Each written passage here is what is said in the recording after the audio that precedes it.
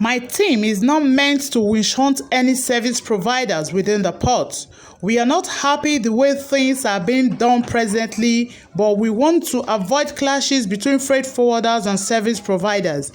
These were the words of the National Coordinator for NAGAF 100% Compliance Team, Alhaji Ibrahim Tanko, while speaking at a 2-day workshop which was held at the Rockview, Apapa, Lagos, with the theme Workshop on Sustainable Synergy with Custom Shipping Company, Terminal Operators and Freight Forwarders. Only here to have synergy within the stakeholders, shipping company, terminal operators, transporters, and so on and so forth.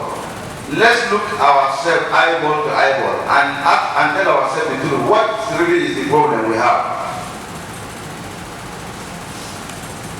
We look at it in the maritime industry today, we have 99% of problem unsolved.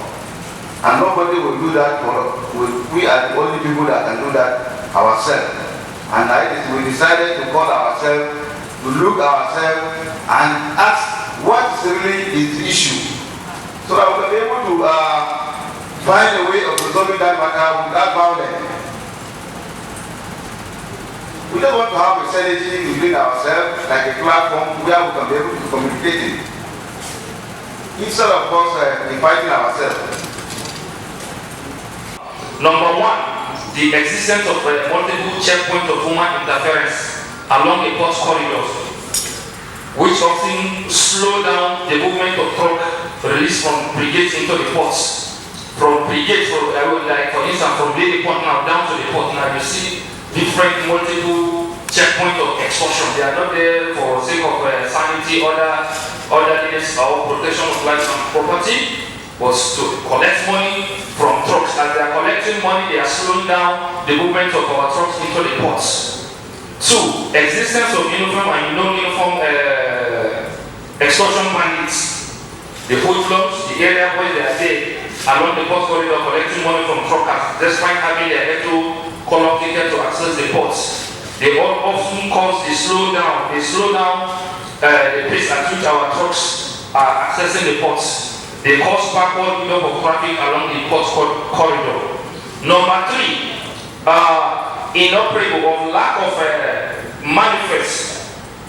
inoperable manifest of truck released from frigates to guide against a discriminate release of trucks from frigates to flow the port corridor. Just as Chief Remy earlier highlighted, there is a need for this manifest, because this manifest will tell all the traffic controllers the number of trucks that are coming from each brigade, the situation of the number of trucks that are coming from the brigades, so that truck will not just be discriminatory related going to Apapa. Everybody will know that this truck is going to Apapa. Not that you go to the route, you see truck that is supposed to go to Tinka coming through Apapa, which is an aberration. All trucks from brigades like Lilibon, they are supposed to go straight to Apapa ports. But unfortunately, along the line, you see trucks going to Tinka. The background before requesting for refund. That's one of the questions. And also, for refund, one thing we talked about regarding refund was containers that have been taken for a long time that have not been returned. So a customer comes to us after piece a container 2 years ago, and we don't get back that box. And one box costs about 1,200 US. The customer picks that unit and goes with it. Doesn't come back to Maersk till maybe 2 years after. He does he ships one container through Maersk and comes for the refund. Of course, we have a record just like the bank. If you save money 2 years ago, you come back to the bank, it's still there. Of course, maybe the charges will always accrue. So the customer picks up the box and doesn't return it after 2 years, and he comes for his refund. Of course, what we do is to check our records and give them. You can't get your refund until you return that container. It only makes sense for that customer to go back and check and return that container.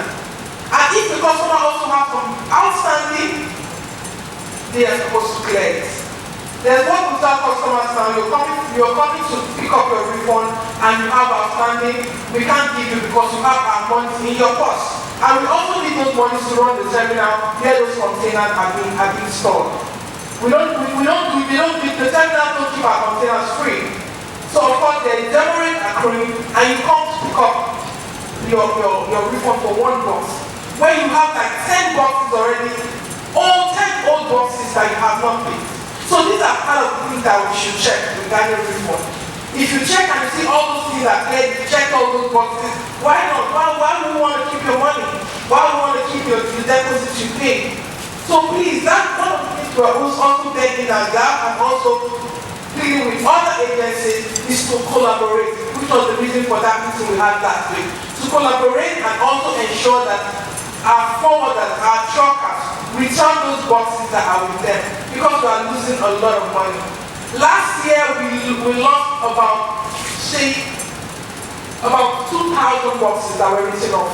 They were written off because we reached out to those customers, either their phone numbers were not going, or the agent that was put was wrong. And we know what forwarders do. They come back after some years and give another consignment. So who is going to pay? Who is going to pay for all those boxes? All those were born by us, right? That was for last year. But this year we tried to look for a better way of getting back our boxes, and that was why we called the meeting last week with Naga and Anka and some other agencies. So at this point, I don't know that we are not good. You don't approach people with silliness. So when they pitch you, they don't expect compliance because you know what you're doing.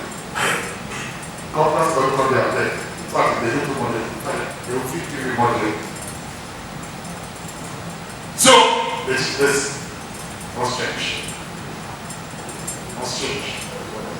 We must encourage our people to start changing. You won't control like this. Almost of you use your grandfather as a place to go to settle person. You want to go from there, just like that. And it becomes a very shameful thing. The challenge is that any truck can assume any identity. Because what we do is that your ticket has your details. Because if you are not, okay, for example, in a flatbed, you are not carrying any container, it has the plate number, it has details of the container you want to go and carry, and the likes. Now, what happens is that in this industry, in Apapa, any truck can assume any identity. In the sense that all you need to do is to just swap plate numbers. And I tell you, many of these truckers have multiple plate numbers. So, for example, if I'm the owner of a truck and I have a dubious driver, and I give him his ticket, and he wants to make money, he has already left the frigate, right? He has left the frigate, so the ticket has transitioned to a very good point. All he needs to do is to tell another truck, I'll sell that ticket to another truck, and that truck will just fly from wherever it's coming, and I'll just give him my plate number. They don't affix their plate number permanently to the truck. So I just give him my plate number, and that guy will assume, so because and get what I will typically check is that, okay, your ticket doesn't tally with your plate number and all that. So when somebody is now dashing out his plate number to another truck, and the truck is there, even to the extent that sometimes even the NPA sticker, somewhere that clone it or also give that person the NPA sticker, and this truck will just come and assume that identity and go with that ticket. And that is why we have to come up with locking and randomization. So even if you give your driver the ticket and he sells it, if you don't unlock the code, whoever you give this to, if you get to the port, that code will not work. Until you call your driver, are you at the gate? Yes, I did there. You did there, ready to enter. Okay, see, you now unlock. That same code is holding, we now open the barrier. Or like you said, you randomize. If it's 1, 2, 3, 4, 5, 6, 7, that's what you give your driver. And you are giving it to someone else to use. But you have not changed it to 8, 7, it's not longer 1, 2, 3, 4, it's not 3, 4, 1. That's randomization. So that code is holding will not work. Until you tell the new one you randomize it to, or the system to randomize it to. So that will make sure that anybody that is trying to use your code without your knowledge, but the problem is that those are features. Will you use it? It's like having an antivirus on your laptop. Will you enable it because it's not allowing you to go to some sites? or you disable it. So features are there, it is up, and all the truckers that are educated, and it's now up to them to use it or not. But for the fact that another we are thinking, okay, of course there are other ways this can be handled. It might take more time, more money, and more engagement. So there are other options. Another good option is that maybe everybody should have their, I don't know whether it is lawful or not, number on their windscreen or something. At least you cannot be changing windscreen all over the place, or you cannot etch multiple numbers on your windscreen. That's not something I just think of. So let's etch our numbers on the windscreen. So you will always have one. And so if you come and it does not match, or else you go and buy another windscreen and then etch, the etch just bought for 20,000 and change windscreen, but I don't think it's reasonable. It's just off my mind. So, but of course, you know that even if you say that you want to do, the truckers have to agree to it. Some people might not want to etch anything on their windscreen. We say, okay, permanently affix your plate number to your truck. They say, no, the cyber thing of the gun, that you cannot weld the plate number to the truck. So, but like I said, if you lock, if you randomize, at least you are in control of your ticket and when it will be usable. Sure, you have every right to choose the one you want to hire. We cannot say because we have rickety trucks or we have old men in the village, we should kill all the old men. No, everybody has to live, has to survive. There are trucks that are made to go up country. And there are trucks that are made to go only Kenya. And there are trucks that cannot even go beyond my two. So please, I want to plead and beg. Last week we were here to showcase. The Association of Maritime Truck Owners, AMATO, has commended the Truck Transit Park, otherwise known as TTP, through its electronic call-up system for dislodging the cabals that held the sector to ransom over the years and decongesting the traffic in the port corridors of Apapa, Lagos.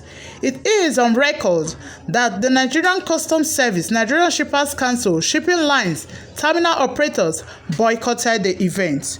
Joy Inamuna, Seabed TV.